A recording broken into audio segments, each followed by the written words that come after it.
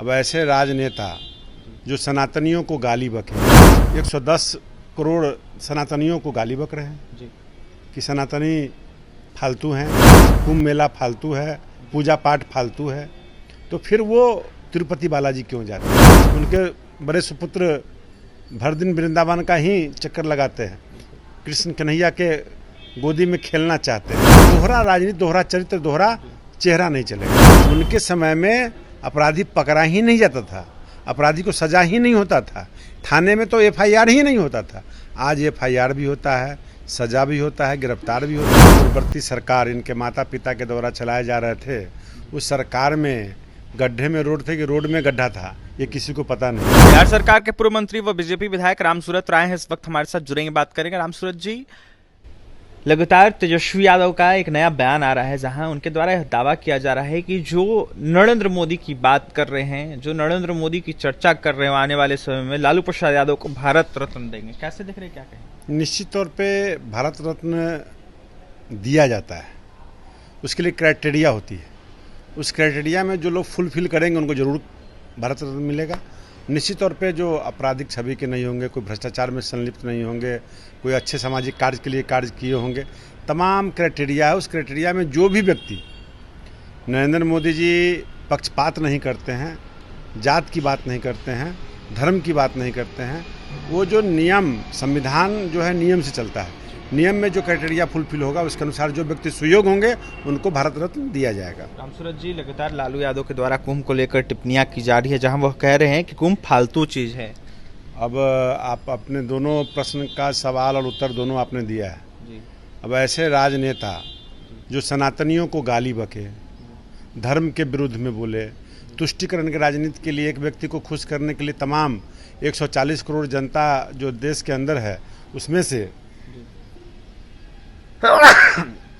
30 करोड़ जनता को खुश करने के लिए 110 करोड़ सनातनियों को गाली बक रहे हैं कि सनातनी फालतू हैं, कुंभ मेला फालतू है, पूजा पाठ फालतू है, तो फिर वो तिरुपति बालाजी क्यों जाते हैं, अन्य मंदिरों में क्यों जाते हैं? उनके बड़े सुपुत्र भर दिन वृंदावन का ही चक्कर लगाते हैं, कृष्ण कन्हैया के गोदी में खेलना चाहते हैं, तो ये दोहरा राजनीति, दोहरा चरित्र, दोहरा चेहरा नहीं चलेगा। आपसे एक सवाल रहेगा, नेता प्रतिपक्ष लगातार अपराध को लेकर क्राइम बुलेटिन जारी करते हैं। कल उनका एक बयान आया जहां उन्होंने पटना में जिस तरीके से 4 अपराधियों को पकड़ा गया, इसको लेकर उन्होंने दावा किया है कि 200 राउंड फायरिंग होती है। ये तो आम बात है बिहार के लिए, एनडीए सरकार में लगातार 200 राउंड फायरिंग हो चाहे 500 राउंड फायरिंग हो, कार्य का निष्पादन होता है, अंजाम दिया जाता है। ऐसे नहीं कि 200 फायरिंग हुए और लोग चले गए, अंजाम क्या हुआ, अपराधी पकड़े गए, इस बात को तो नहीं बताएंगे जनता को। उनके समय में अपराधी पकड़ा ही नहीं जाता था, अपराधी को सजा ही नहीं होता था, थाने में तो एफआईआर ही नहीं होता था। आज एफआईआर भी होता है, सजा भी होता है, गिरफ्तार भी होते हैं।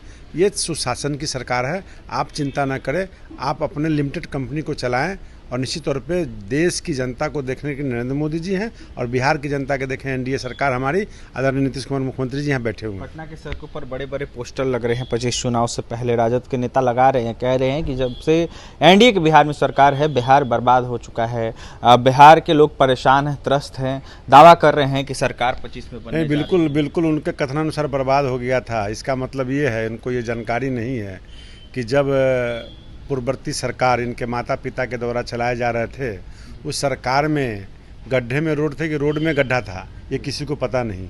और हम लोग सीधा मुजफ्फरपुर निवासी, एक पूरे बिहार की बात तो छोड़ दीजिए, हम लोग मुजफ्फरपुर से पटना 4 घंटे में आया करते थे और 4 घंटे आने में लगते थे। आज 1.5 घंटा में हम लोग मुजफ्फरपुर से पटना आ रहे हैं। ये उनके नज़र में विकास नहीं हुआ है।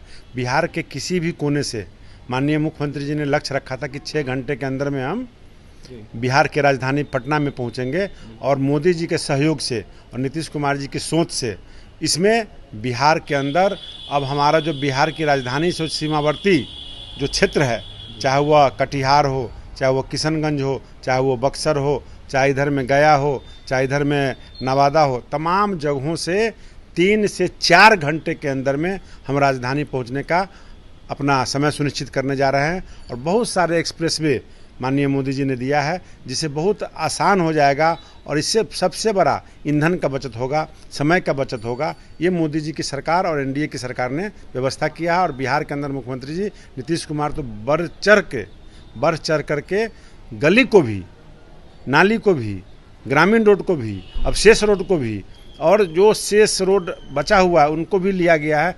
तमाम वैसे हर जगहों पर विकास की बयार बहना शुरू हो गया है और पुल पुलियों का जाल बिछाया गया है। लगता है कि जून आते आते बिहार के मैक्सिमम रोड, जो बिहार सरकार के अधीन जो रोड आता है, वो सारे रोड पुल पुलिया बन के तैयार हो जाएंगे। अंतिम सवाल रहेगा, बीपीएससी अभ्यर्थियों को लेकर ये खान सर, रहमान सर लगातार आंदोलन कर रहे हैं, कह रहे हैं कि सरकार जो है सही नहीं कर रही अभ्यर्थियों के साथ, री एग्जाम करवाना होगा। 4.5 लाख अभ्यर्थियों का सवाल है। निश्चित तौर पे उनको चिंता नहीं करना चाहिए, उनको कोचिंग पढ़ाना चाहिए और बच्चों को पढ़ना भी चाहिए और एग्ज़ाम देना भी चाहिए। जो सरकार और न्यायालय का जो फैसला होता है वही सर्वमान्य होगा, जो बच्चों के हित में ही फैसला लिया जाएगा। देखिए, जो बच्चों के हित में फैसला होगा वही लिया जाएगा। सर्वमान्य फैसला जो है वो न्यायालय का होता है और ऐसे में सरकार भी न्यायालय के फैसले का इंतजार कर रही है। बिहार सरकार के पूर्व मंत्री रामसूरत राय थे इस वक्त हमारे साथ, जहां नेता प्रतिपक्ष तेजस्वी यादव लालू प्रसाद यादव पर जमकर निशाना साध रहे थे, वहीं क्या कुछ कह रहे थे आपने सुना है। और भी तमाम खबरों के लिए NBC 24 के साथ बने रहें। बहुत बहुत धन्यवाद।